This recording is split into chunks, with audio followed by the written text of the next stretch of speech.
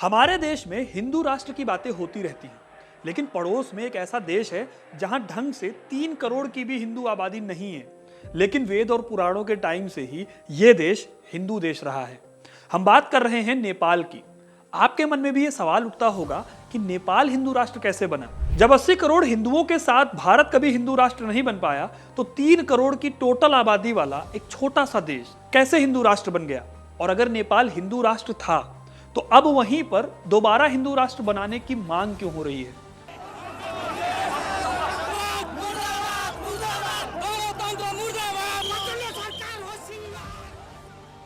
इसे समझने के लिए हम चलते हैं इतिहास में। देखिए, हिमालय की गोद में बसे नेपाल में आज करीब 3 करोड़ लोग रहते हैं। इसमें से 81% लोग हिंदू हैं। जैसे कि अगर आप भारत में देखेंगे तो वहां भी 80% के आसपास हिंदू लोग हैं। वहीं यहाँ पर बौद्ध धर्म के लोग 9% हैं और मुस्लिम आबादी करीब 5% है।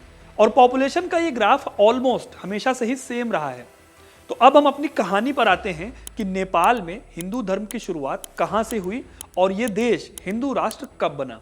देखिए, नेपाल में हिंदू धर्म लगभग उतना ही पुराना है जितना कि भारत में।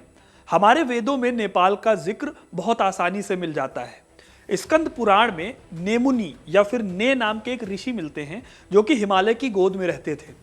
इन्हीं नेमुनी को और नेपाल को लेकर पशुपति पुराण में भी एक कहानी है कि आज से करीब 3500 से 4000 साल पहले ने नाम के एक हिंदू संत ने काठमांडू की घाटी में लोगों को बसाया था और एक गोपालक यानी कि गाय पालने वाले को वहां का राजा बनाया था। तो हमारे यहाँ की तरह ही वेदों के टाइम पर नेपाल में भी हिंदू धर्म पहुंच चुका था।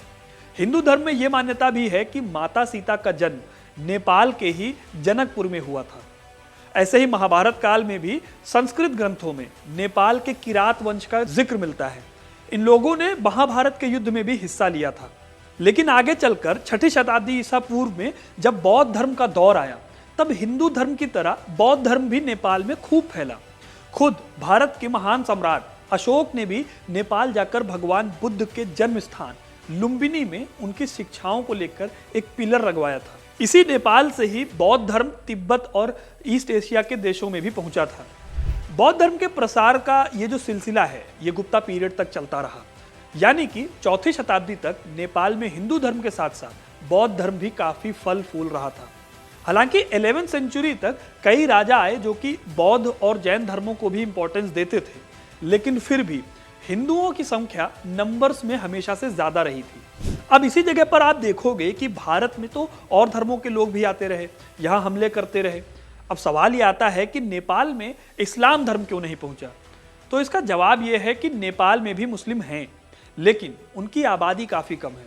तो देखिए, 11वीं शताब्दी में जब भारत पर मुस्लिम आक्रमण हो रहे थे, तब नेपाल में खास वंश का शासन था। इन्होंने हिंदू धर्म पर बहुत ध्यान दिया, लेकिन इसी खास वंश के दौरान 1349 में बंगाल के शमसुद्दीन इलियास शाह ने काठमांडू पर हमला करके उसे बर्बाद कर दिया था और इस्लाम की यहीं से एंट्री भी हुई। लेकिन फिर भी यहाँ मुस्लिम आबादी तब नहीं बढ़ पाई थी। मुस्लिम आबादी यहाँ 15वीं शताब्दी में आकर बढ़ती है, जब मल्ल वंश के राजा रत्नमल्ल के शासनकाल के दौरान कश्मीरी मुसलमानों को काठमांडू में बसने की परमिशन दी गई। ये कश्मीरी मुसलमान बेसिकली व्यापारी हुआ करते थे। लेकिन मुसलमान भले ही यहाँ पर आ गए थे, पर यहाँ पर राज हमेशा से हिंदू राजाओं का ही रहा। इंडिया में जैसे सुल्तान और उसके बाद मुगल राज कर रहे थे, वैसे यहाँ पर कोई मुस्लिम रूलर नहीं था। चाहे किरात वंश हो, खास वंश हो या फिर शाह वंश हो, सबके सब हिंदू धर्म को मानते थे। और फाइनली आया साल 1769, जब महाराजा पृथ्वी नारायण शाह नेपाल की सत्ता पर काबिज हुए और नेपाल का एकीकरण किया। असल में जो नेपाल हमें आज देखने को मिलता है, वो करीब 54 हिस्सों में कभी बटा हुआ करता था। राजा पृथ्वी नारायण शाह ने इन सभी बिखरे हुए टुकड़ों को एक साथ लाने का काम किया और इसके साथ ही नेपाल में 1768 में जब शाह डायनेस्टी की स्थापना हुई, तो उसके साथ ही हिंदू धर्म को और मजबूत बनाने की भी कोशिशें की जाने लगी। आपको पता ही है कि भारत में यूरोपियंस के आने के बाद ही ईसाई धर्म तेजी से फैला और इस काम में मिशनरीज का बहुत बड़ा रोल था। तो ऐसे ही कुछ वहां पर भी शुरू हुआ था, लेकिन राजा नारायण शाह ने क्रिश्चियन कैपुचिन मिशनरीज को खत्म कर दिया, क्योंकि इन मिशनरीज पर आरोप लगाया जा रहा था कि ये कन्वर्जेंस कराती थी। और तो और, अभी जैसे हमारे देश में बहस चल रही है यूनिफॉर्म सिविल कोड की, यानी कि सारे धर्मों को एक ही कानून में बांधा जाए, तो नेपाल में भी वैसा ही कुछ कानून साल 1854 में ही आ चुका था। आगे चलकर 1950 के दशक में तो हिंदूकरण का जो ये प्रोसेस था ये और तेज हो गया। 1951 में ही दूसरे धर्मों के कन्वर्जन पर बकायदा कानून बनाकर रोक लगा दी गई थी। इस टाइम पर पृथ्वी नारायण शाह वाला जो शाह वंश था वो दोबारा सत्ता में वापस आ गया था और इसी टाइम पर हिंदू धर्म के मंदिरों और हिंदू धर्म की प्रथाओं पर बहुत ज्यादा फोकस किया गया। इस बीच 1972 में राजा बीरेंद्र विक्रम शाह ने राजकाज संभाला नेपाल का और 1990 में जब देश का संविधान बना तो इसमें नेपाल को बाकायदा हिंदू राष्ट्र बताया गया। लेकिन इसी बीच साल 1989 में नेपाल में लोकतंत्र के समर्थन में भी कई सारे प्रोटेस्ट शुरू हो चुके थे और राजा को संवैधानिक सुधार स्वीकार करने पड़े और मई 1991 में पहली बार एक बहुदलीय संसद का गठन किया गया। लेकिन क्योंकि पार्टी सरकार आ गई थी इसलिए राजा और सरकार के बीच में लड़ाइयां शुरू हो गई थी। अब नेपाल का ये स्टेटस सरकार और राजा के बीच लड़ते झगड़ते 2007 तक बना रहा। इस बीच 2001 में राजा और उनके पूरे परिवार की राजमहल के अंदर हत्या कर दी गई। उसके बाद भी इन कानूनों को हटाया नहीं गया। तब उनके बड़े भाई ज्ञानेंद्र वीर विक्रम शाह ने नेपाल की गद्दी संभाली।